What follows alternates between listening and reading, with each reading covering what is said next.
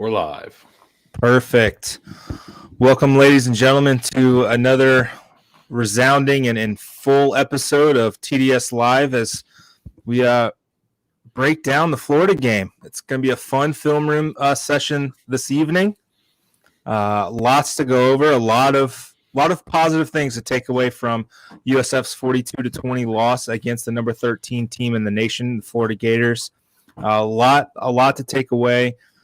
Some really impressive concepts on offense that just didn't quite hit, but a couple of scores, and you can definitely see some proof of concept here going forward. And we'll touch on a couple of things the defense did well, didn't do well, and we'll go from there. Seth, how you doing tonight? I'm doing well. Excited to kind of look at some of these things. I think what's great about being able to go back and watch something again after the fact, especially if you were in the stands or at the game, we were up in the press box, but it's just being watching live, not watching on TV. You miss things, and sometimes you get caught up in the emotion of what's happening, and then you get a chance to kind of sit back and reflect and look back on it, and you sometimes come away with different thoughts than you did while you were at the game. So I think that may be the case for some people after we watch the film, but it's definitely a lot more fun to watch this week than it was last week. 100%. I think that, I can tell you right now, I'm definitely guilty of that and being kind of caught up in the moment. And when, you rewatch, a couple days later, when you take the emotions out, you see some things, you see why maybe K threw that interception last week, or we'll see tonight maybe why K threw that interception against Florida this week. And I'm excited to get into it. Let's start going. Seth, what do you got for us first? Well, first I did. This is something I'm doing on because I'm covering Florida as well this year in addition to USF. So I was doing this for Florida just offensively. I decided to do it for USF, is just tracking production by personnel group and then also breaking out by quarterback. So there's some information we can gain here. It's also important to remember, and we'll see it as we go through. So here's everything broken down by quarterback. Here's it broken down by quarterback by personnel grouping. So you see kind of yards per play. It increased in the second half with McLean. It was best on the one drive of Travis Marsh. But that was 5 plays. So, but it increased a little bit, but not a ton.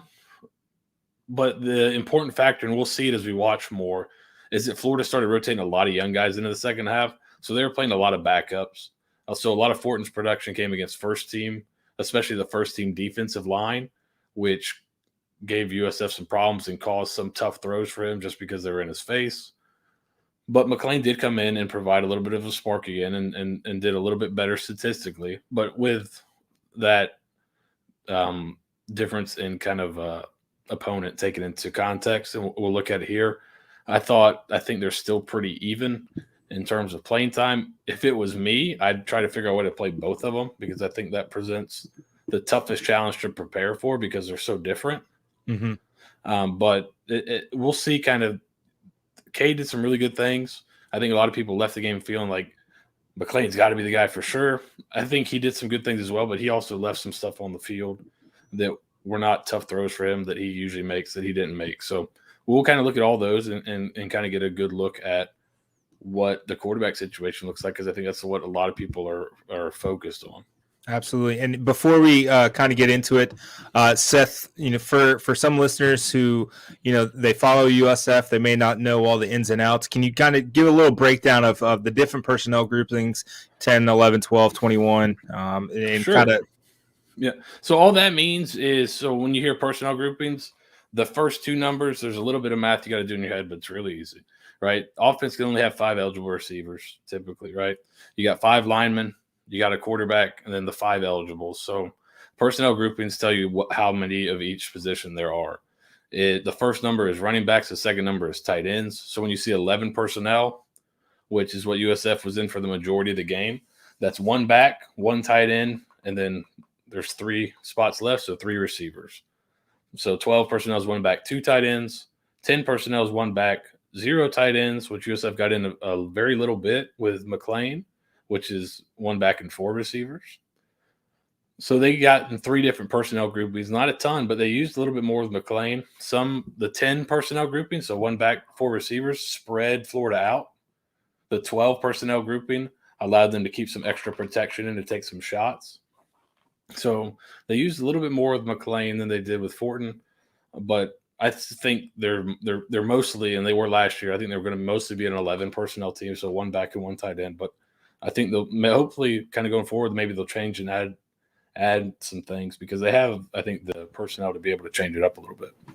Absolutely. I remember in the press box when Timmy's, I think it was one drive when they went into 10 personnel, we kind of noticed almost immediately how spread out that Florida defense was. Yeah. That you can kind of look by the numbers there, 5 plays, 42 yards, 8.4 yards per play. You saw there was some effectiveness in that personnel grouping that maybe we can see a little bit more of because, I mean, the wide receivers are pretty talented here at USF now, and I think the more talent you get on the field, the better.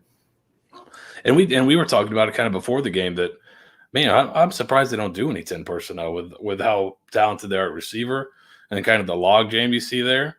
They've got the guys to do it, so it'll be interesting to see if they do it more if they have McClain, because when you have that extra threat in the backfield, it kind of makes it a little bit easier to spread people out because you can use your tailback as a lead blocker, and it's basically like you got 2 backs back there and run plays and a quarterback back there when you want to throw. So they have some interesting possibilities with it.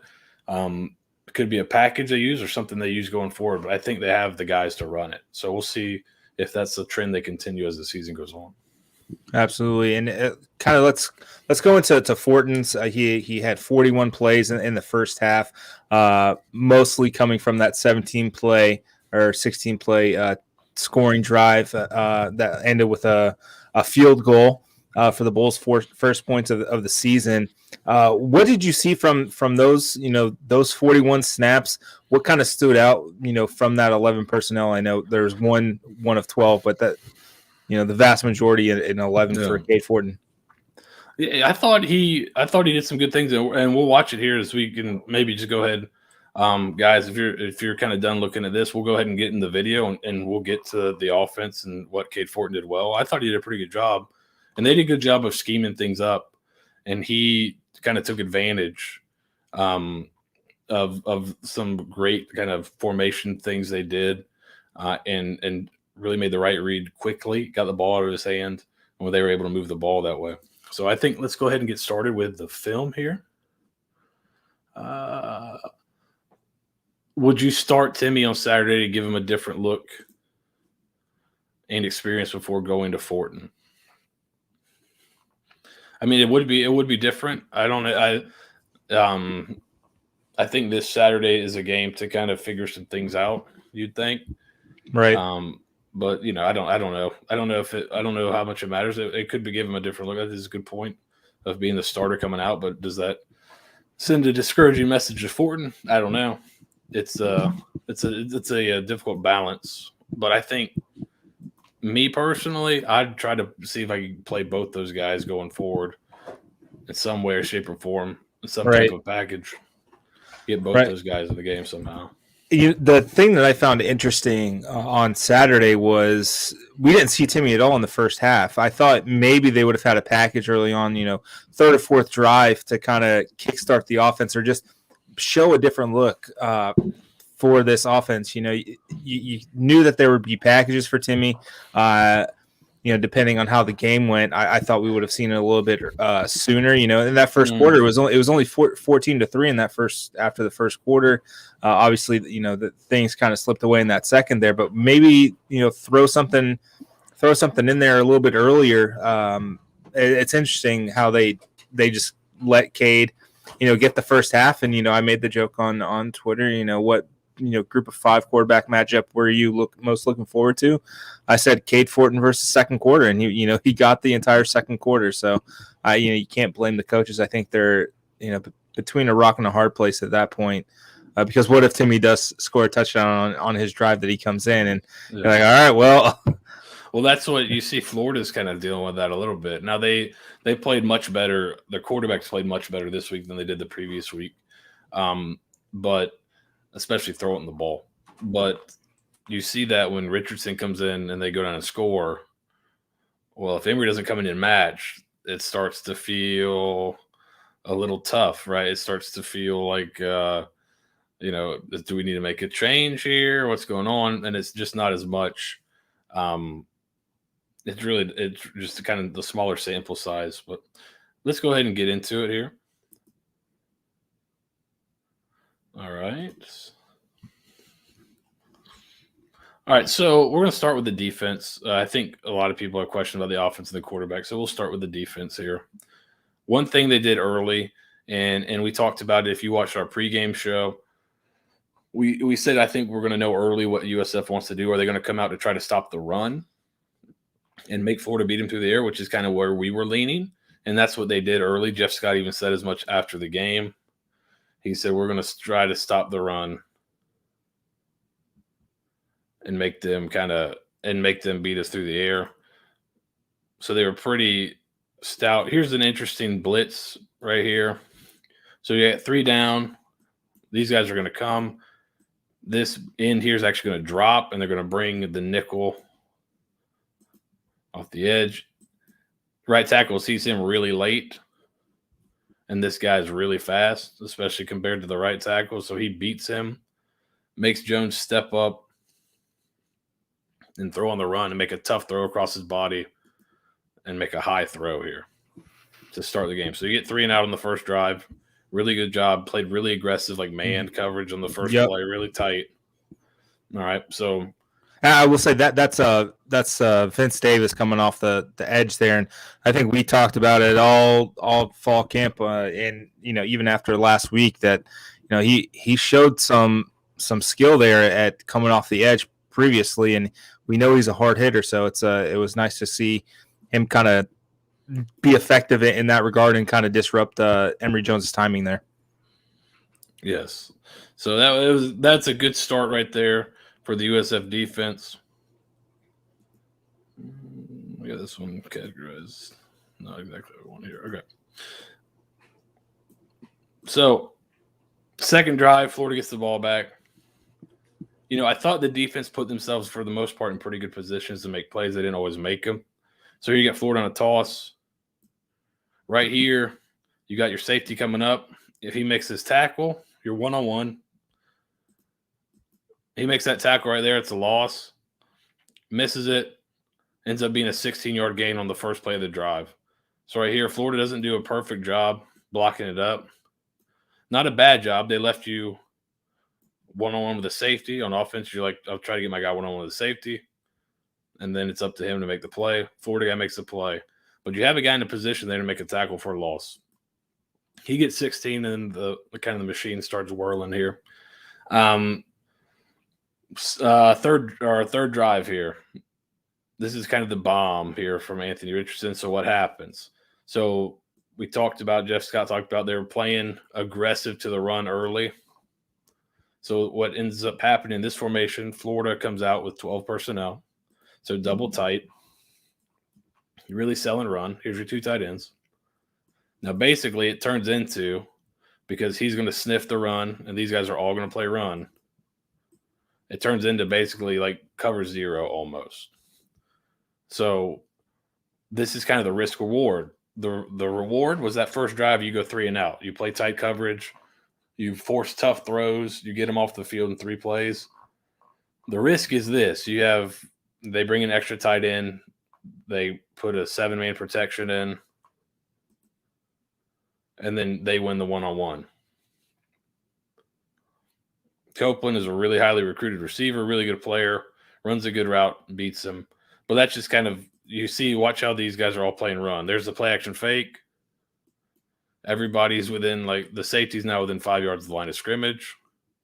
And so it's really, these 2 are going to kind of take each other out of the play. And so he's got the whole field to work with.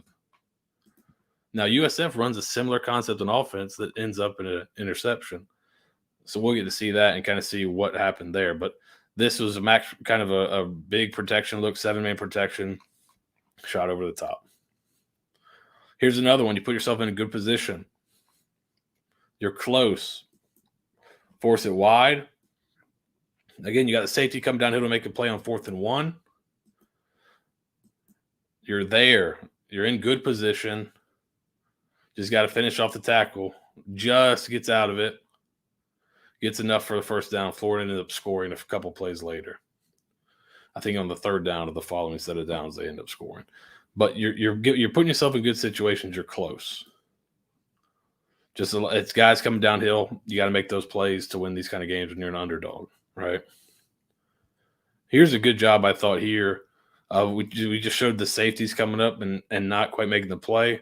Here's a great job. This is a Florida starting tight end right here. He's going to try to reach a safety. You usually feel pretty good with that matchup.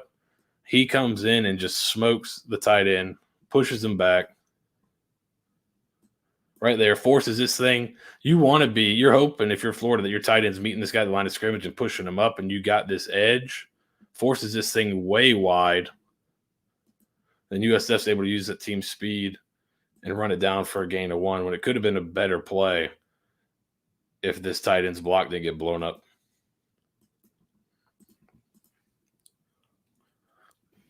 Again, that was Vincent Davis causing havoc there. Yeah. Yeah. So, we'll jump in for, if we miss your question, we'll jump in after we go through here. This is taking up the whole screen. I do see some questions are coming. We'll get to them. But again, this is another one where you're close. This is a good blitz right here. They get exactly what they want. So they get Florida's sliding this way, right? They're going to bring this end inside. They're going to bring one off the edge, and they're going to bring another around here. You get exactly what you want here. You get your linebacker. You see the tackle's not able to adjust back. He's late. You get your linebacker almost a free rush to the quarterback. It just so happens that guy is like maybe one of the biggest freak of natures in college. He may be. I think he may be bigger than your linebacker. So that's also going to be an issue there. And so if you're worried, right? So you may be thinking another cool part of this blitz right here. Yeah, he's an animal. Another cool part of this blitz, you're thinking, well, maybe Florida, they see the blitz, they're going to try to throw hot maybe here. Watch what this end does. This end's going to drop back. So if they try to throw in that hot window, you're hoping he sneaks underneath it and is able to sneak one. So really well designed, and you get almost exactly what you want. Unfortunately, this guy might be the second coming to Cam Newton. Yeah. So, right. You're not going to play many quarterbacks like Anthony Richardson. So, the scheme and concepts there, I think a lesser quarterback, Antonio Greer, is throwing up his fraternity sign with celebrating a sack, because I think that'd be a for sure sack on anyone else. I think everyone saw that Anthony Richardson's the real deal. Yeah, he had him lined up. Most guys, he's lined up for a kill shot. He just seems to have that sixth sense to know exactly when to get out. Here is something Florida did to FAU a lot. USF actually turns this around on them when they're on offense, and their long drive in the first half features a lot of this. But 4 eligibles to a side with a tight end attached. So it really makes it tough. You don't know how exactly to line up, because you got to line up to play the tight end in the run game. But then you also have to match receivers out here. FAU didn't match the receivers very well. USF actually gets lined up very well here. They match the receivers for the most part. Now, this isn't a great edge in the run game. But Florida's going to throw. They're going to come off like they were blocking and switch verticals. What happens here is Copeland just has a really good release and actually doesn't even get touched. So he doesn't even have to cell block. He just gets a nice free release. Shorter's going to end up behind him, and then you have the bubble is the fake here. They're trying to hit the shot. So you just miss. That's it right there. The play's dead now. Right there, it's over. Because he's got eyes back there, and then once they're even, if he's even, he's leaving. That's an old adage you hear a lot, right? Then another great throw. USF was making Florida execute at a high level to score and move the ball, I thought, for the most part. Now, Florida was executing at a high level in the first half. In the second half, they weren't, and we kind of all saw what happened in the second half. So sometimes you're playing teams that are a little better than you, but you got to make them earn it. I thought USF made them earn it for the most part. Unfortunately, not great up here by the corner, but that guy's a really good receiver. You just hope to get some hands on him there and try to slow him down, but that kind of stuff happens. And then right here, as an offensive coach, you're trying to get your quarterback one-on-one with the safety. We've seen it a couple times here. The safeties come up and make plays. Right there, it's just a one-on-one right now. You got to win it. If he wins that, it's a 2-3 yard run. If you don't win it, quarterback hits his head on the goalpost, which is what ends up happening here. But I think the key to all these things that we're seeing some successful plays, some not successful plays. I think the key is guys are for the most part, in pretty good position. They just got to finish. And now in the second half, you saw some better stuff. So the first half, this corner bailed. Emory Jones threw a nice little out route for a first down. Really easy. Didn't even take a hitch. Just caught the snap, turned, and threw it. It was really easy. The corner bailed. Give me that all day to the boundary. So USF shows something similar here. The corner bails, and they got a hitch out here. I think Emory's thinking, all right, the corner's bailed. It's the same corner. It's into the boundary. That's an easy completion. But USF actually rotates Mekhi LaPointe down late. Emory's never sees him. He jumps it and about takes it back to the house. Not so fast, my friend. Never assume. So right here, Emory's thinking the corner's off. This is an easy throw to the hitch. Doesn't look for him. Doesn't find him. Not the most crazily disguised thing, but I mean, he walked up like probably 2 seconds before he snapped the ball. How does he not notice that? I think he peeks right here. And he starts looking over there. He might take a look. I think he's kind of looking at him through his side eye right here. He sees the corner bailing. He's like, all right, I know what I got. Quick peek, doesn't find him. You can see he takes another quick peek right here, right before the snap, just at the corner. Yep. It's like, all right, I know where to go with the ball. I'll hold these guys. I'll hold the middle real quick, come to it. He never looks. Thank you very much. And it's even worse from up here. It's just like I think all he's seeing is this guy. He's not even looking here. He's just locked in. So USF's playing cover 3 concept there? Yeah, I think so. They're going to roll to it.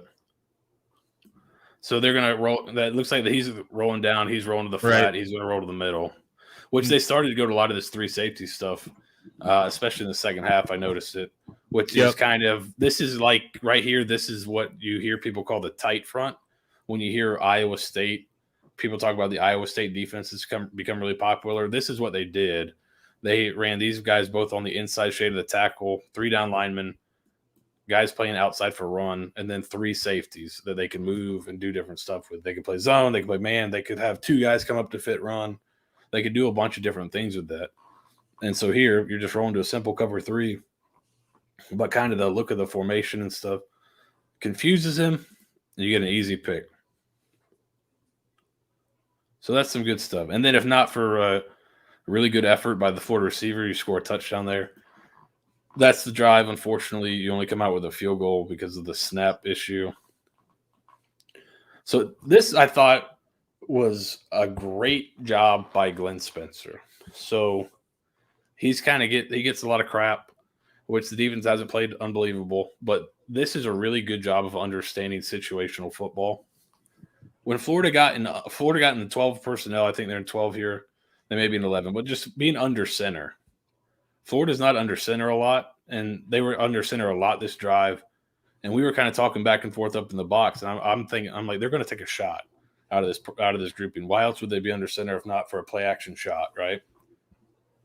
Florida crosses the 50. I thought they were going to take the shot as soon as they crossed the 50. They end up running the ball, get 9. So it's 2nd and 1. You're in positive territory. This is where a lot of guys like to take shots. So when you come out in this formation, a lot of people are going to think run, right? Just with the tight compressed splits here, the tight end right there under center. A lot of people are thinking run, right? That makes sense, doesn't it? So what Glenn Spencer actually realizes and calls it here, he realizes this is a great opportunity for Florida to take a shot. So he actually drops 8 guys into coverage. So they don't bring anybody. They drop 8.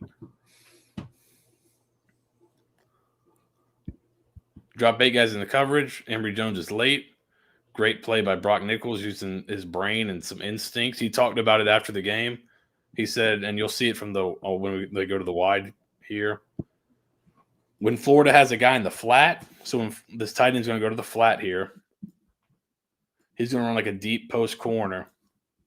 He said when Florida has a guy in the flat and he ends up being the flat player, they always put something over the top of it, which is often true, right? They try to high-low somebody, right?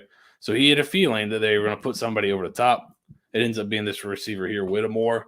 They try to sneak him over the top. Nichols does a great job here. And again, great job dropping 8. Seeing if this guy will force it. So here's Brock. You see him, he's playing the flat. It's taking a long time for him to throw this thing, so he starts thinking, all right, well, something must be coming this way. He runs to get underneath it, makes the pick. Now, Seth, I mean, that's just an instinct play. That's learning. That's knowing your playbook, knowing your opponent's tendencies, and being okay with bailing on your coverage because a bigger thing may be coming. Right? Like, there's. Are you teaching that, or is that just something like that's just a straight up instinct play where Brock knows there's going to be something probably bigger hitting in this route concept? I think it's kind of a little instinctual. It's obviously film study. They've obviously coached it and talked about it because he knows that if there's somebody in the flat and when this ball takes forever to be thrown and he can kind of see his eyes kind of like scanning across, he's probably thinking, okay, coach has talked about all week. If there's something in the flat, there's something over the top.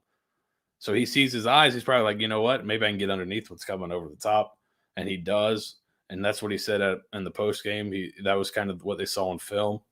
And so that's kind of a great combination of instincts and then taking what you've been taught and coached to do during the week and applying it in the game. So I thought it was a really good job. And then the fact that they drop 8 here, I think, is something that is kind of underlooked. That they had a good idea that this was gonna be the situation where Florida takes a shot, understanding situational football and how play callers like to call plays, and actually putting together the perfect defense for that. So now we'll move to the offense. So this is second drive of the game, I believe. The 17 play scoring drive here. We talked about Florida going forward to the side. Well, USF does the same thing. And now what are you going to do? Because you've got to play for the run. So you see this backer is not widening out because he sees a tight end. So there's got to be an edge player right here. So now I got numbers up top. So Fortin just catches the snap, throws it up top. You get a decent block, you'll get yardage every time. They end up getting 8 there. Here's the trick play. It comes after the first down. This is beautifully done. So you widen your tackles out. So here's your 3 normal, your guard, center guard. Your tackles widen out here. This is called Emory and Henry. I know some people call it like Monster. Some people call it Ninja. Emory and Henry College ran this, or Emory and Henry University ran this a long time ago. Spurrier used to pull this out at Florida in the 90s. He called it Emory and Henry. That's what I've always called it. I believe in Madden and NCAA, I believe they call it Monster. I could be wrong, but I'm fairly certain if memory serves, they would call this formation Monster. And I would never have any success with it. So I never ran it. That's not great in the video game. But in real life, it gives some interesting possibilities. So what I used to run this when I coached, it was one of our trick formations. I actually ran like a whole series of plays out of this. It was fun. My last game I ever coached, I called a lot out of this. So, but basically, if you don't match numbers, I can throw a screen, typically. But here they had it set up for the trick play. This is Xavier Weaver. He's going to just take, because oftentimes, like I said, people will just run a look screen, and they'll just block the 2 here, and then just try to get a couple yards. So he just turns like it's a look screen. He actually loses some ground here. And then Kelly Joyner, I believe, was a recipient. He's actually in the backfield here. He's going to run through almost like he's blocking and just run by everybody because the throw gets him to step up. He's used his speed to get back by himself. Right here, there's the deep safety on this side. Thank you very much. And then a really good throw here. Hits him maybe a little long, but catchable. Just missed what probably would have been a touchdown, I'm sure, if he holds on to this thing. I mean, that was the best wide receiver throw USF's had since Amari Jackson in 2005 against Louisville. I mean, that was a top-notch throw by Xavier Weaver. Yeah, this looks like, to me, what brings it to mind there, it looks like Jordan McLeod throwing the post to Johnny Ford against South Carolina State. That sprung in my head for some reason. It looks kind of like that. But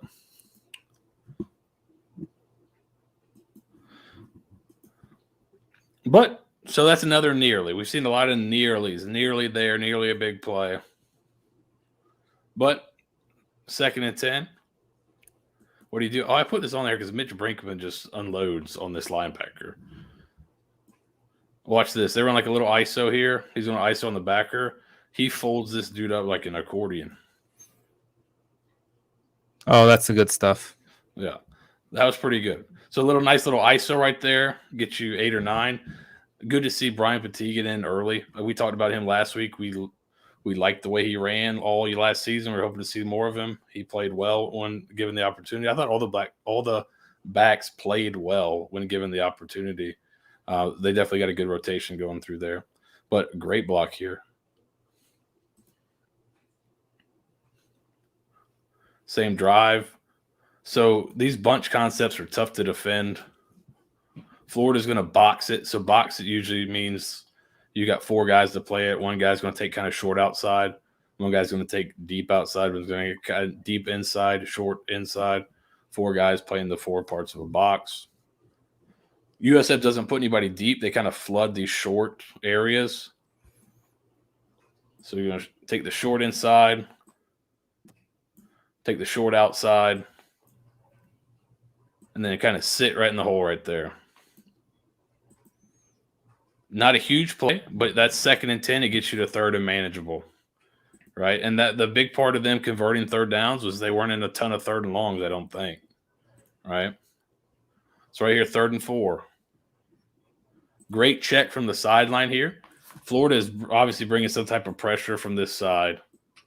They don't disguise it very well, and they're playing with only – if you go through here, he's technically backside of the center.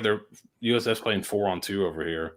I don't know what play they had on initially. USF checks to outside zone to this side where they have a huge numbers advantage. Florida does not adjust. This was one play I thought, I don't know what Florida's doing. But great job by USF to take advantage of it. You'll see here great blocking. He gets reached. Jacobs, the right tackle, sees that the tight end's got the linebacker pretty good. He's actually able to turn back and help right here. Pretty good job right there, and gets a pretty good hole for the back to get through to convert a 3rd down. Yeah, you're not going to get Todd Grantham out of 3rd and Grantham. If he calls a blitz, he's blitzing. Yeah, that was a weird. That was one where I'm doing the film review on the other side. I'm like, I'm not quite sure what happened here. Because his blitzes usually at least make sense. That one made no sense, bringing a bunch of guys from the weak side, having nobody on the strong side. But USF took advantage. Again, here we go, 4 to a side. Here's the tight end, 3 receivers outside. Again, he stays he's playing this outside gap here, so he's got to stay inside. If the guy's 10 yards off, I don't consider him covered, so I'm throwing it out there. Throw it out there. Again, pick up 9 yards. You'll take that every play. I mean, that's also some good wide receiver blocking. Yes. I believe that was Xavier Weaver and Bryce Miller, if I'm not mistaken. They did a good job. You see Weaver does a pretty good job there getting those guys a shot. Here you got a compressed formation. So Florida and a lot of teams, when the formations compress, they're not going to play as much press because you can do a lot of stuff out of these compressed formations. They can give you problems, and you got a lot of space now to defend. So he's going to play off. So the corner's actually off here. So just an easy double speed out here. I thought Fortin was pretty accurate all night. That's a good spot. And then here's another near. If he doesn't trip right there, he's probably housing that thing. Yeah, the sniper got him at the 10. Yeah. Hate that for him. So it was nice to see Dawson get in and get some more catches. I thought he definitely did. He didn't look out of place on here with all these athletes. He fits. Just got the shoelace or something there. Just the first down marker. That's what it was. The line tripped him. The yellow line tripped him. Yeah, the yellow line tripped him. Man, I thought that was just CGI for TV, but I think it's there. They raised it up. Yeah, it's elevated a little bit. But if he doesn't trip there, I think he scores. So again, you end up, that's the driver you could get 7. You end up getting 3. There's a couple plays on this drive you could have got 7. You only end up getting 3 out of. And then this is one where I think if you're going to play both quarterbacks, it would be advantageous to have McClain out for these kind of plays. When you use motion with him, the way that he can run the ball too, and you'll see it when we look at the second half, it gives the defense a ton of problems in the run game. Right here, and this is something the announcer go back and listen to, they're like, oh, they're coming back to this. They're just running kind of outside zone, but he's got the ability to pull this and pitch it out here, maybe just throw it out there to Dollison. They're blocked up pretty good. I think if it's McClain, you probably get more play out of this guy, and maybe he can pull it and pitch it out there. He's a little more comfortable with that. Instead, you don't pick up any yards here. Yeah. Can you run that at full speed? There we go. Look at you.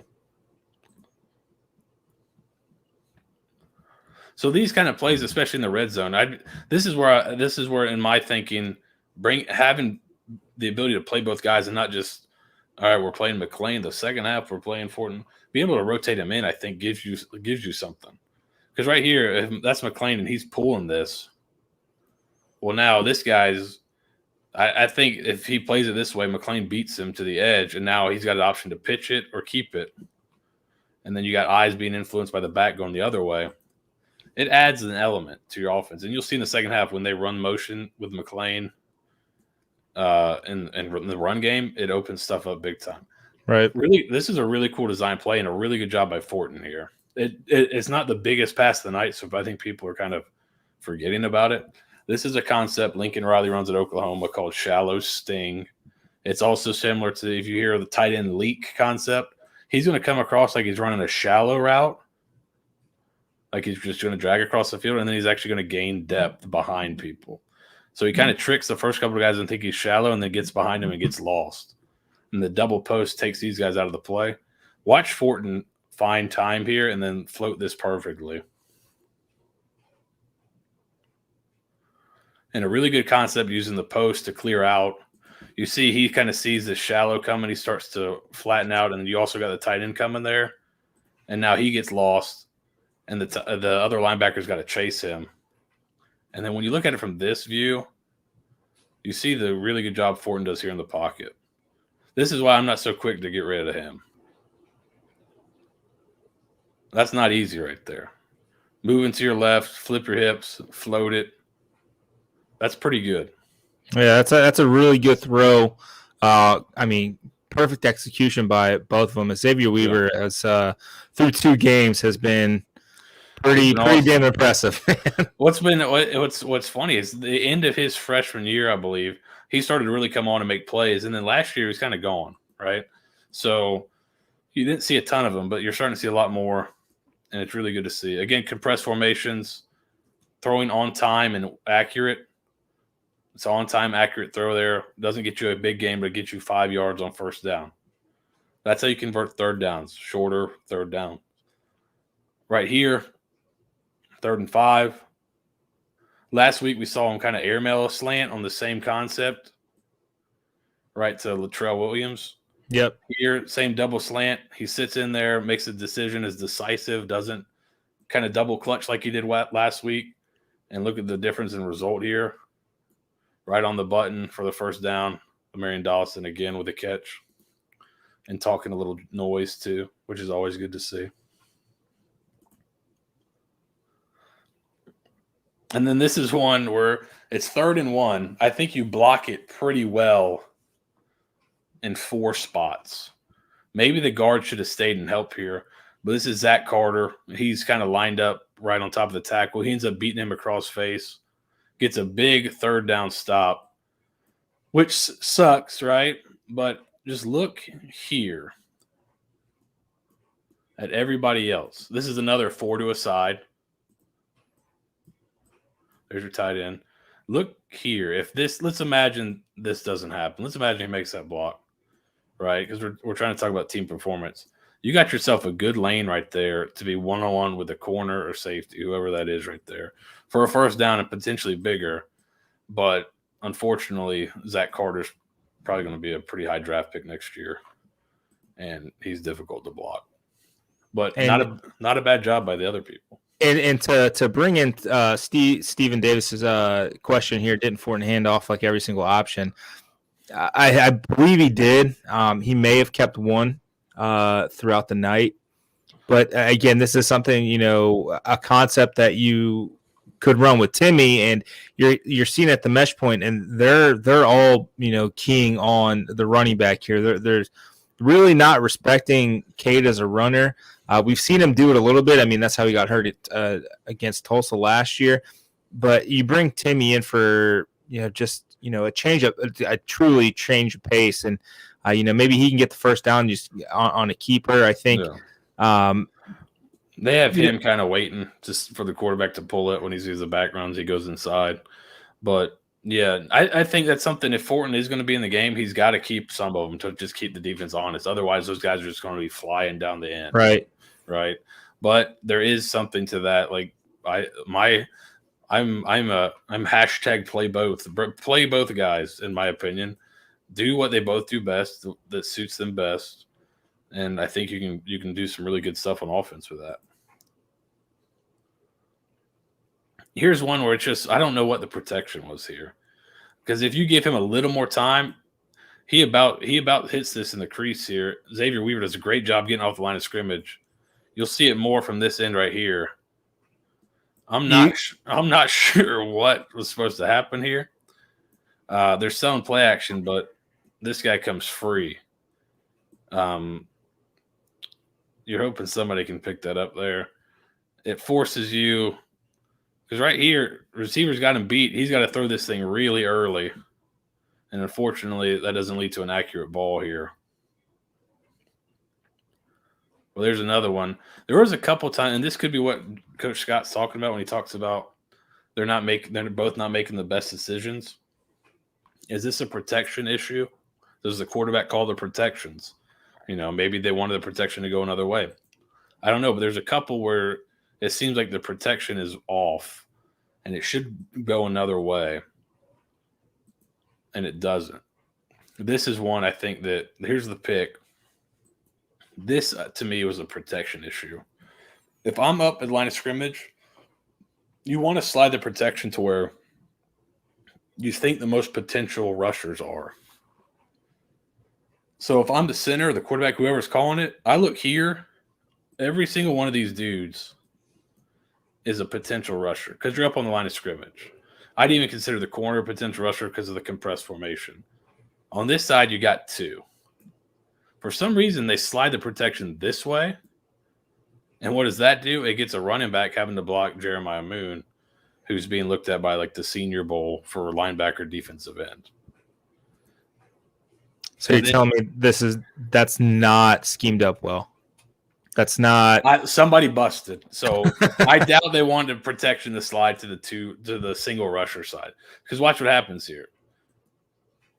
You get this, he gets killed. He kind of has to throw the ball there, but wait till you kind of see the back view of this, right? So he ends up kind of blocking nobody. If it slides this way, he'll slide for him. You got him. So now you get a good block by that tackle. You get a good block by the guard. They're both taken care of. You've got the tackle for the end over here, and you got the guard kind of for anybody coming in this gap here. But instead you go there. Here's what the problem is, and you can see it from up high. They are running a speed out here. He gets caught up, ball ends up making a great pick. Watch here. This is what I think they were trying to do. Hold Elam with the speed out. Hold him so there's nobody in the deep third here. Watch Jimmy Horn. He's going to start leaning a little bit this way, like he's going to the corner.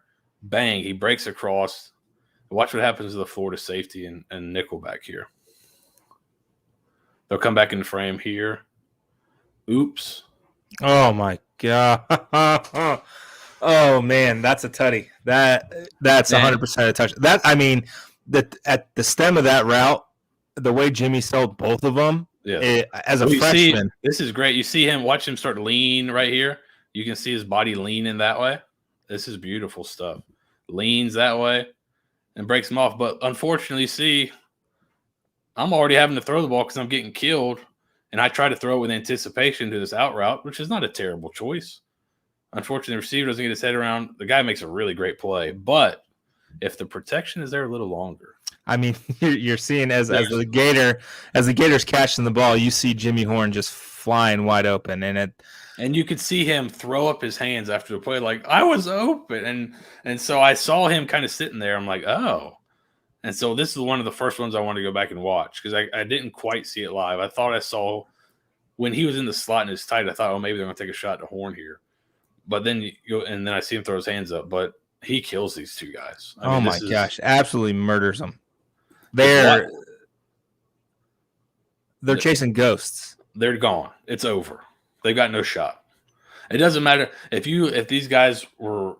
If Deion Sanders came and replaced them in the middle of this play, he's not getting back in on it because you just can't. Nobody can flip their hips and turn and run that fast, right? And catch this dude. So it's over, man. But unfortunately, it all starts with this. Why isn't the protection going this way to more of my rushers? Why is the protection being slid to one guy? That's the difference. And when you're playing a really good defensive front between a touchdown that's drawn up perfectly, and I'm having to throw the ball early, and this NFL corner makes a really great play.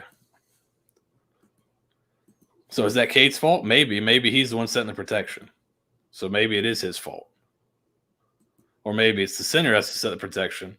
Or maybe they call it in from the sideline. I don't know who sets the protection of this offense. But that's one you'd like to have back because they schemed this guy wide open.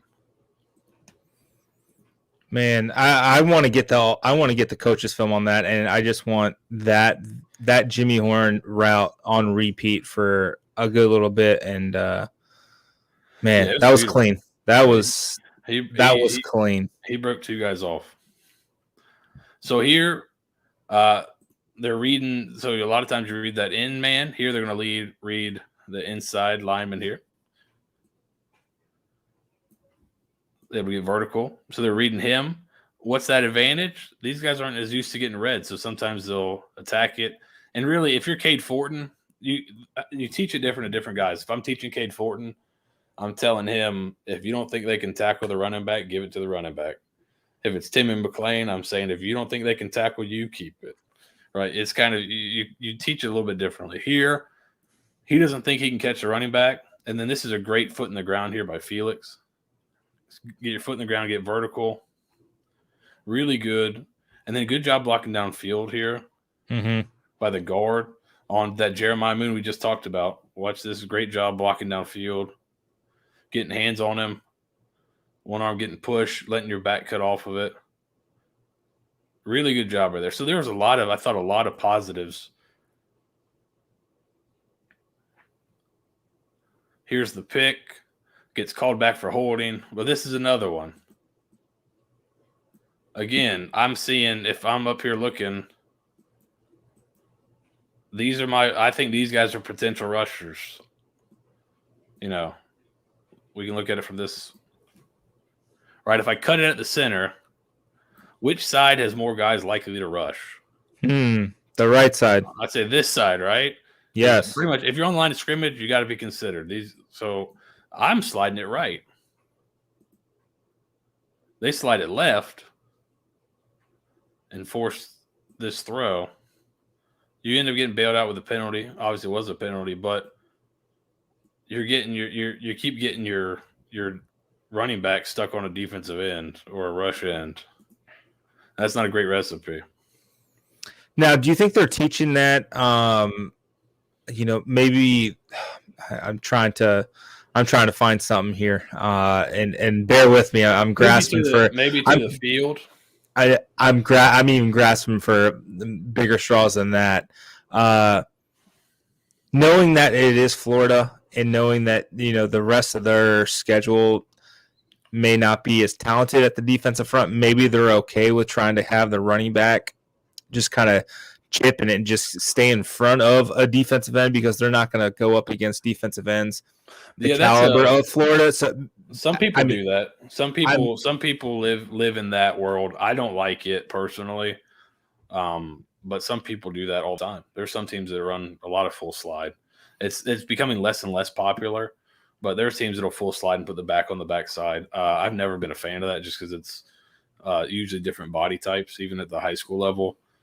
Right. Those ends are usually pretty big, strong dudes. Backs typically are not.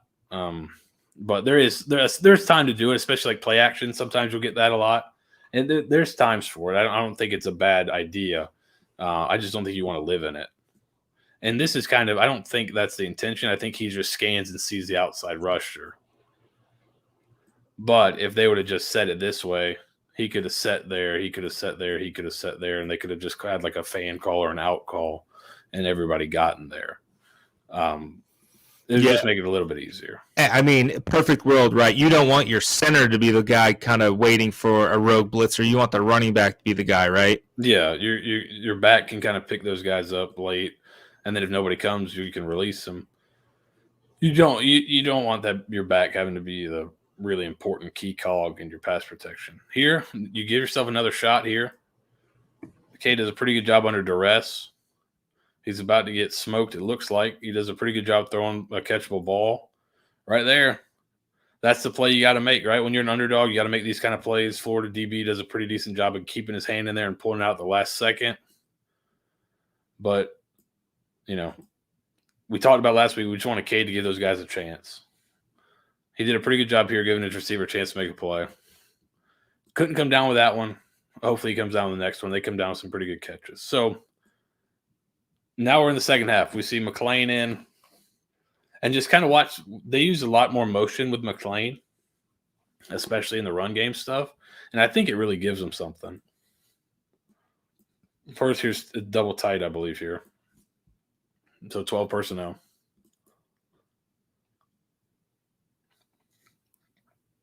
Blocked really well.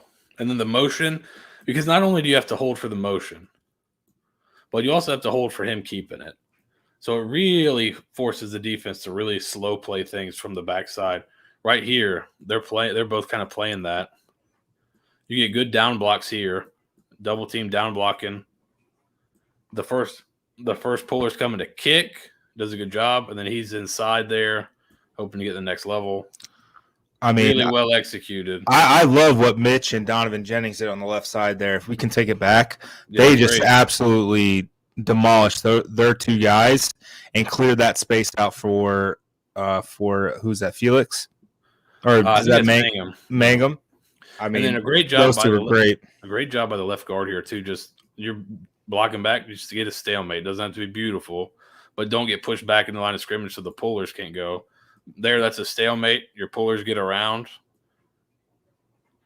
Bank kick, wrap, cut inside that block. 12 yards on first down. Really good job. And I really like when they add the motion to the run game. I think it makes it a lot tougher. And when they add that with kind of pulling people, it really is tough for teams to pick up. So McClain, first throw, get yourself a PI. Left it a little bit inside here. It's a little Joe Flacco offense right there. Yeah. He seemed a little tight at times throwing the ball. His throw out of the end zone was beautiful, and you'll see that. He might have gotten away with one a little bit, but he was just a little short on some of these. Like here, you'll see it ends up hitting the receiver, but if the DB, he's beat right here. If you put it out there, let him run underneath it, he scores here. He's really got to stop and slow down. If this DB turned around, he may have picked it. It was underthrown. Receiver ends up kind of getting a play on it, but this is not a greatly thrown ball here. It didn't look like he stepped into it at all. Yeah, that could have been the case. Here, we'll go back and watch it. Yeah, just kind of getting it out there. Yeah, that was like a flat-footed throw right there. But He had a couple. He just was a little bit off in the passing game. So, I really think I'm gonna say it 100 times. Right here, you're just kind of a little bit late, 4th and 5. Right, you see it's man coverage.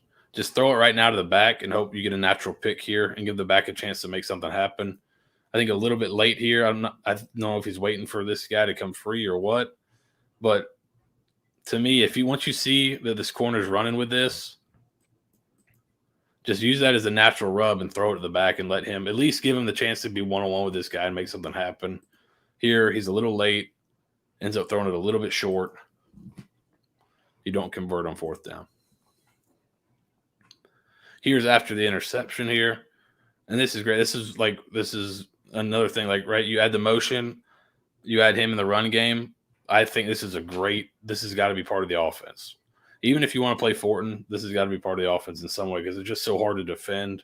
Again, good job here coming down. Coming to kick, and then you got the tight end pulling around. Another great seal by Meachin and Brinkman coming up through.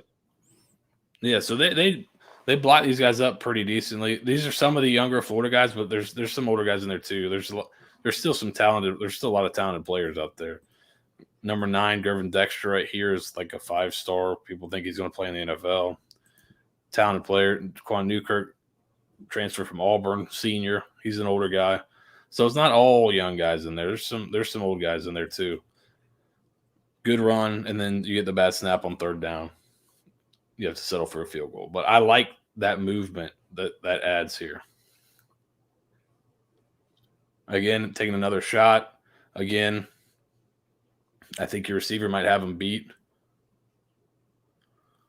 Right here, I think if you throw it out there, yeah, he's got him. It's that little stutter step right before he throws. Like he didn't feel confident in it, right? So he steps up and then I think he's gearing up, and then he sees this kind of flash in front of him. So he's like, "Oh, I can't take that big step into it. I got to kind of pull back."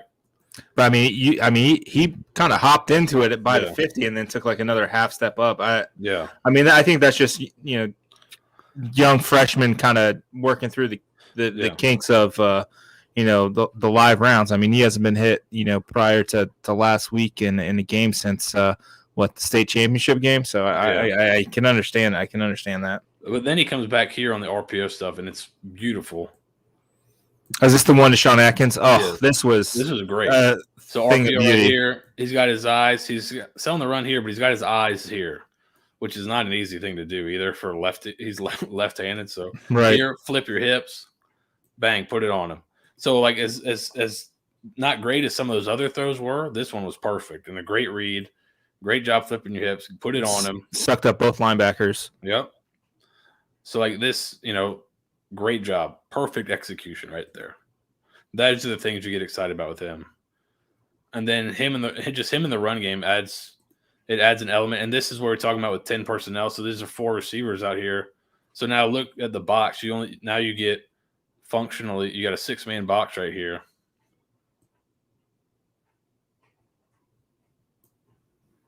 And so you're just going to kind of fold. They're reading somebody on the backside, it looks like. You got the puller coming around. Nice gain there. Nice hard run by Mangum right there. Yeah. So it wasn't blocked perfectly, but, having these guys spread out a little bit, get some guys out of the play, you're able to get this tackle to kind of cross face and just keep him out of the play here. Left guard's able to block down to keep him out. And then a good hard run get you another solid gain on 1st down. Here it is again. I believe you're in 10 personnel again. This is the back all the way out here. Florida does not match numbers. They bust here. So this is a great job by the quarterback realizing they're not matching numbers out there. I think he maybe just throw that right away. Don't sell the run here, but you got 3-on-2 out here. Take it all day. Does a good job, gets it to him. And he almost gets in. I think the ref should have given it to him right there. He looked like he was into me, but maybe I'm a bystander here, but I thought he was in. All right. And then touchdown. You get on the 1, little motion. You see that motion, just holds this guy a little bit. Watch him coming off here. He doesn't fly down the edge because he's got motion. He's also got McClain back there, holds him. And that's just enough for the touchdown there.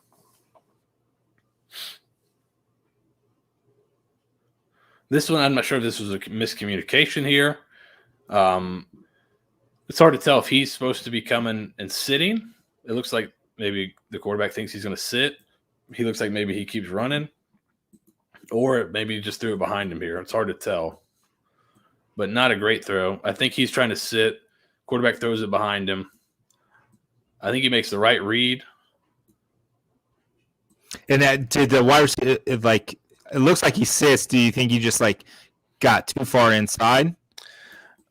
That could be. It's hard to tell without being able to see it exactly. Right. I think he's sitting, and that's what they want him to do is sit in that hole. The throw maybe just be a little bit behind him, but he also could have kind of started throttling down too late and was supposed to sit right here, and he's still going a couple steps, and now the ball's where he should have stopped, right? It's hard to tell exactly without seeing the full field, but just some type of little miscommunication right there. But the right read by the quarterback, just either the throw or, the route was off a little bit. So here, 1st and 10. After a shadow of your own goalpost. After a great fourth and goal from the one defensive stand by the Bulls, Anthony Richardson, I believe, takes the Gators all the way down, and then Emory Joe loses his helmet again, and Emory Jones leads the Gators to a turnover on downs. Yeah, Florida fans are hoping that Emory Jones takes all, or rather Anthony Richardson takes all his name, image, likeness money. He's getting off selling T-shirts and buys a new chin strap. Because that's 2 weeks in a row. They've had probably touchdown drives, ended up with no points. They're going to need every point they can get this week. So you got a post and a deep crosser. Here's the safety, right? He's a little flat-footed, so I don't know. I'm not sure exactly. A lot of times when you see a safety in the middle of the field, you're thinking the post is dead. But he's so tight to the line of scrimmage. McClain decides, I'm just going to throw it over his head, right? If you don't get back, I'm going to throw it over your head.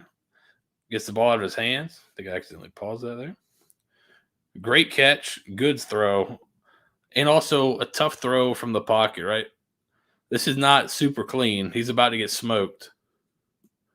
Kind of avoids it. Great throw here. And I like that he's just like, all right, you're going to be flat-footed. You're not going to turn and run. I'm going to take the shot. Great catch, great ball. And even if you don't score on that drive, you just flip field position right there. So that's a great play regardless. This was a cool little play. I haven't seen a lot of teams run this, but this is pretty interesting. So he's going to insert. We saw him insert an ISO earlier and smoke somebody. He's going to insert and go to that linebacker. The guard is going to – they're going to fold. The guard's going to come around and go for that linebacker. So kind of an interesting little play. Again, picked up a good bit of yards on it there. This is one that's got to be, for McClain to be the starter, this one's got to be automatic. And this is what I think the worry is with him at times is that's got to be all day. If you put this on this guy, we saw Fortin in the first half throw one with the defender on the corner on the receiver's back, throw a perfect spot. Right here, you catch the guy in the blitz, perfect read. If you can put this on this guy on at full speed, if he makes that guy miss, he's gone. Right. Instead, it's kind of a low throw. Doesn't get there. He just didn't quite look comfortable in the throwing the ball. And that could be because Florida's really good up front. And maybe it's tough to get comfortable. But he makes the right decision right here. You get the back out of the backfield. Get forward to that side. You get these guys to motion across with the motion, opening up a huge window back here for the slant. You catch Florida in a blitz, which is perfect because now this guy's, hoping you don't go over the top. Bang. If you can put him on him, he can make a big play there. So that's another kind of missed opportunity. Here is Travis Marsh gets in. Really cool design here. We saw them run that ISO earlier where he folded a guy. We saw him run where he crossed to block the linebacker. Now he's going to kind of leak out here, a little wide pop action. Boop, great throw, good catch. get you down into the low red zone. Next play, nice Easy little touchdown for the cover and ruining my prediction. Yeah, man, you're good up until the last 4 minutes of the game. Yeah. So that was the game. I thought a lot of positives, a lot of near calls. Like we said last week, the margin is razor thin when you're playing really good teams. But it was definitely – there's a lot more of those plays than the previous week. So I thought definitely an improvement in performance. A lot of things to build on, and I think this week you get right, get on track. Hopefully come out, don't pull a Florida State. Go ahead and beat FAMU, and then the players can do all the proposing they want after the game. Oh, that poor kid. He had that planned for months, months and months and months. Probably flew some people in. Absolutely. Had a photographer ready. Yeah, I mean, it's a sunk cost at that point. We're doing it. Right, you got to do it. Money spent. And that wasn't even the worst proposal of the weekend. I think whoever proposed during the USF game. I grew up watching USF. All right, I started going to games when I was 10. Samantha's not as big of a fan of USF, but even if she was, I don't think she'd love the idea of getting proposed to at a football game or any game for that matter. Well, she said yes, so we'll see. She's gonna hold that one back. That one's staying in the back pocket for a while. Absolutely. That's coming out year 3 of marriage. Eric, do you know why Blanchard replaced Jennings? You know what? I noticed that. We have to go back and double check because I can't recall if it was a play issue or just getting him some reps because I know Josh is technically the backup right tackle, but he's kind of fitting in kind of everywhere. So I think it may have been a rep thing. I'll have to double check on that because I just can't recall off the top of my head what kind of went on there. And then how do you fix the tackling issue? You rep it in practice and rep it, but sometimes I think some of these issues will fix themselves when you're playing lesser athletes too. I mean, absolutely. Some of these guys. Listen, there's going to be some NFL teams that have tackling issues with Anthony Richardson. The guy's he might be part Clydesdale.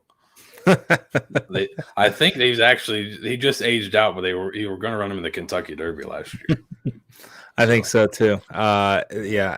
I mean, USF's not going to go up against that kind of talent the rest of this year. And no, I don't think so. USF fans should take solace in the fact that Sterling Gilbert is no longer associated with this program, and his 2.2 yards per carry as they lose to Rutgers last week. And then also, Florida State losing to FCS. And then whatever the hell's going on at Navy has been absolutely crazy. Coach Ken Nuamatalolo, discussing with his athletic director.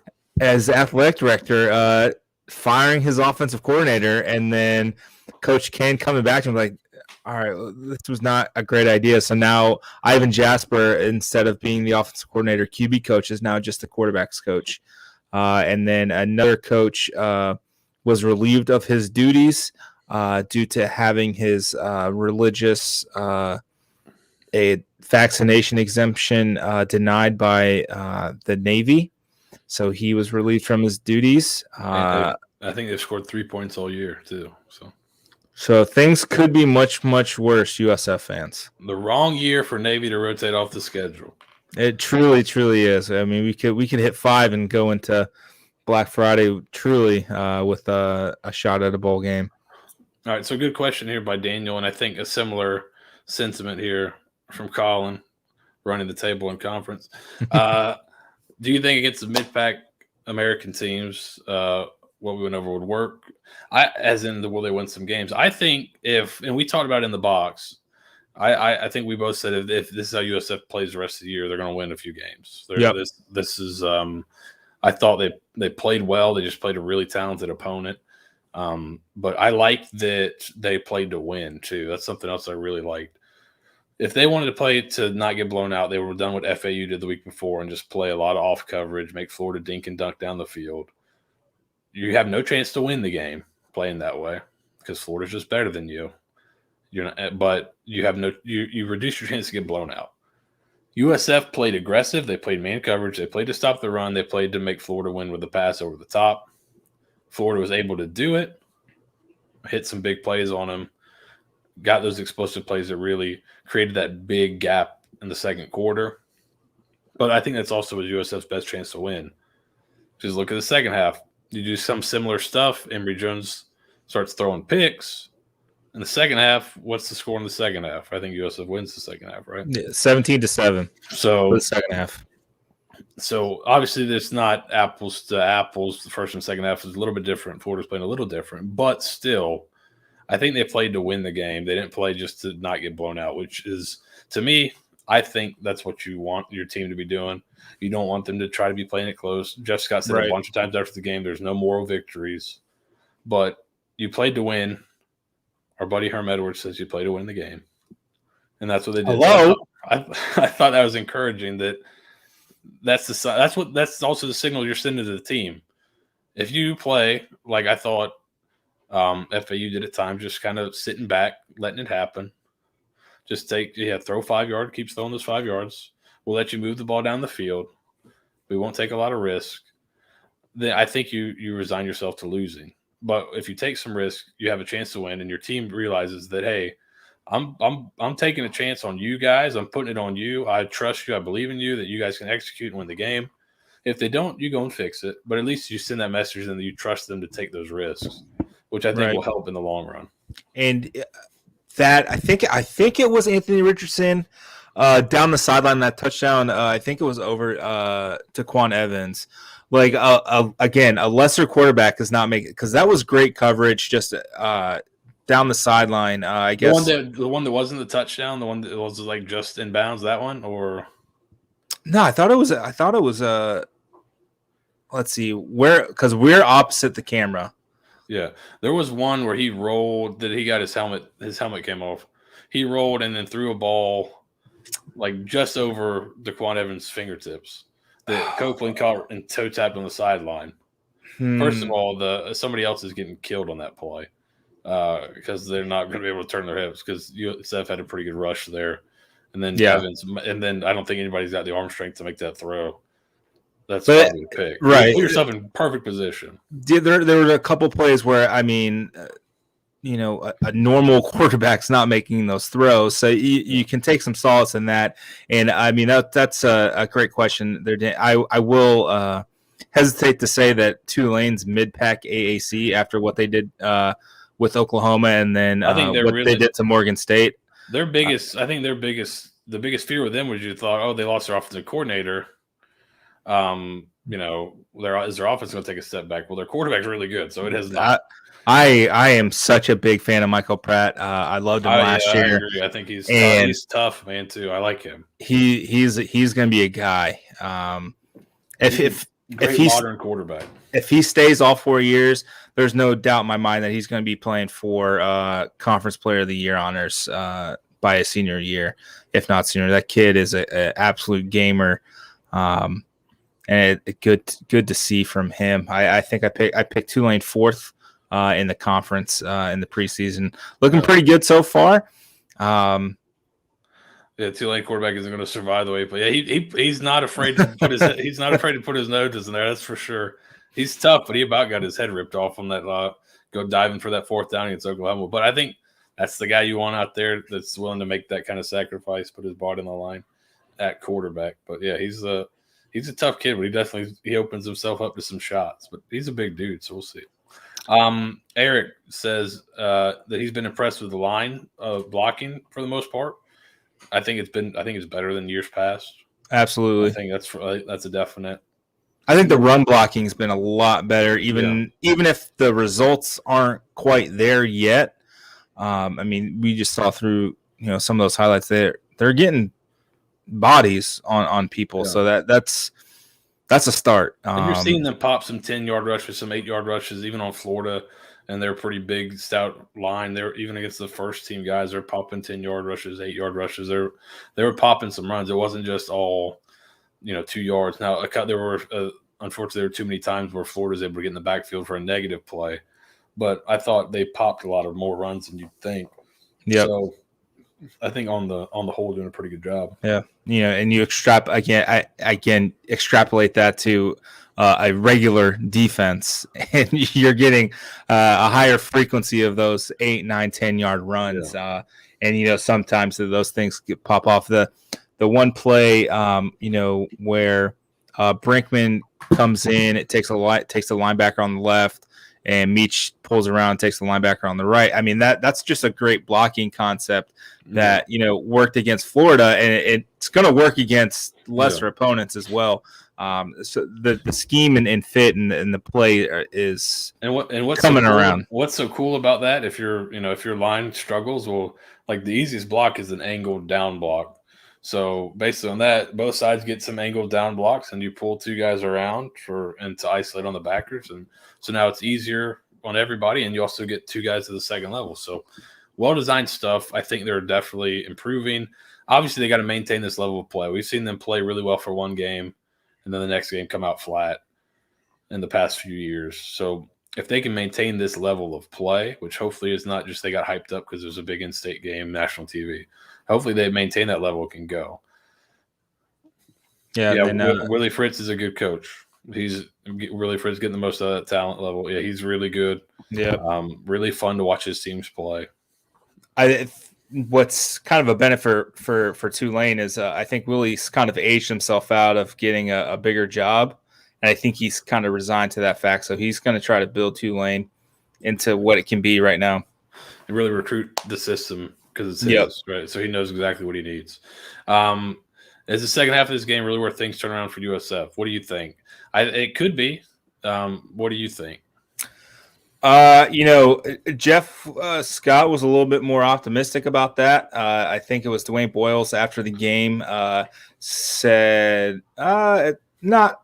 probably not, but it's definitely I think he called it a moment. Yeah, he was asked. He was asked, "Is the goal line staying a defining moment for your season?" And I thought it was a good answer by him. He's like, "No, like we lost by 20 points. No, it's not a defining moment of our season. It was a good play." He's like, "It's a good moment." But it's not defining moments. I thought it was a good answer by him, but yeah. We're still looking for that flea flicker moment, right? That 2015 flea flicker moment for this group. I think it's going to come. Probably not against FAMU because I mean, on the surface, you should already win that game, but maybe BYU, SMU kind of maybe click something. You're starting to see the concepts here, and that's the exciting part, right? And we're hard. We, as in me and some of the rest of the folks here, we're hard on this team. We're hard on the program because we know where it can be and can go, but we're seeing the concepts here in action, and I think the program's definitely heading in the right direction. And those stories last week were mostly about the university as a whole, nothing reflective of the current state of affairs in athletics. Yeah, I like the staff. I think they're good coaches. I think they are doing things the right way. They understand what needs to be done, all that kind of stuff. But it's hard to say if that's the turning point because, like we said, they got to maintain that level of play. If they maintain a consistent level of play, then I think it could be the turning point. But I remember when Jordan McLeod came in against South Carolina State. It's the second time I'm referencing that game for no reason. That a lot of people thought maybe that's a turning point for the season. Maybe McLeod energizes this group and they go out and make some noise the rest of the season. It ended up he got hurt. The season kind of ended up being a pretty bad.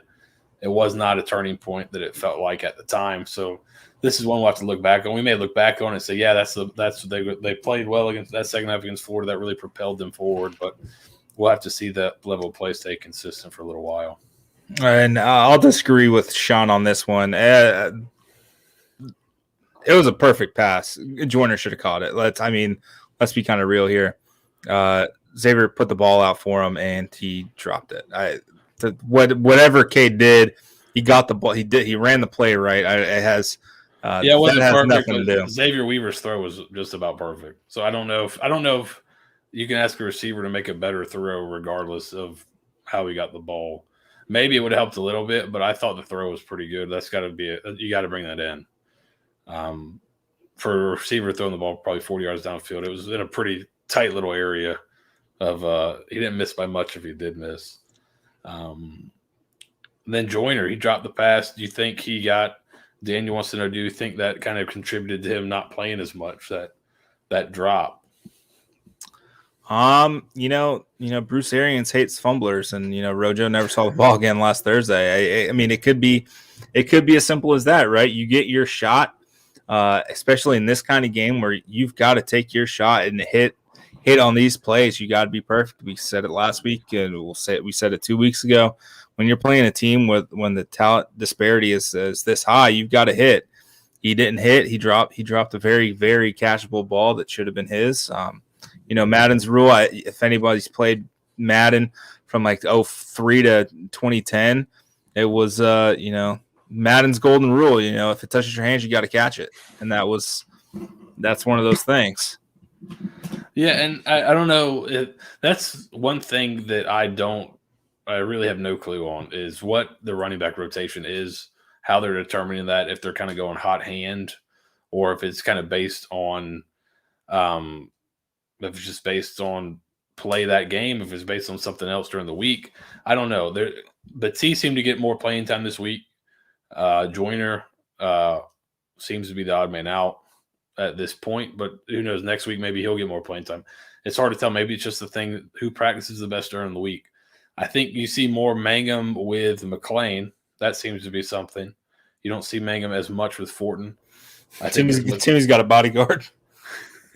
I think Mangum, because they kind of say, okay, well, Mangum will be the inside runner, and then McLean will be the outside runner. So that maybe that's kind of their play. Or you see a lot of Mangum with when they're bringing guys. He seems to be that guy that follows those pulling guards and tackles and stuff. So I really don't know. I haven't quite determined what that rotation is at running back. The only constant we've seen is Darian Felix, who started both games, and Mangum's come into the second half and played quite a bit. So and he seems to be, I think, the guy they want to go to on the goal line in short yardage situations. Other than that, I'm not quite sure how they're determining the rotation. Could just be whoever's the best week of practice. Could be based on plays. Could be based on personnel packages. I don't know yet. It's something I think we'll need to keep an eye on as the season goes forward, though. Absolutely. And I think with that, we will bid everyone adieu. I hope you guys got a lot out of this. I think the overarching theme of tonight is it's better than it looked. There's progress here. Third downs, they converted some third downs for, before their 12th attempt, which is progress here. We'll continue to do these film rooms and see some of the breakdown. And, I think I'm personally going to ask Seth to find the clip of Jimmy Horn's little poster out there. And I'm just going to watch that on repeat to fall asleep to tonight. Because that was a thing of beauty. I think we're going to cut that up. We're going to cut that up, and we're going to put that on Twitter, on social, because I mean, everyone's going to talk about the interception, but I mean, the work Jimmy Horn did to get literally wide open, is impressive. Like Cooper Kupp got wide open yesterday against the Bears, so there was no one within 15 yards. It would have been like that. Yeah. If you watch that clip for more than 4 hours, Nathan, make sure to consult your doctor. Okay. I'll do my best. I promise. Right. I promise. Again, thank you, Seth, for breaking it down for us and making us smarter in the process. This has been TDS Live, Florida Film Room Breakdown. We'll have the Illuminati podcast tomorrow night at 9:30, and lining up a pretty special guest for you guys. Excited for it. Got confirmation here earlier tonight. So excited for that. It's gonna be fun. We'll preview FAMU and go from there. And let's win a game. We're I think it's 366 days since USF's won a game. Let's break the streak here, folks, this week. For Seth and Nathan, we're out. Go Bulls. Go Bulls.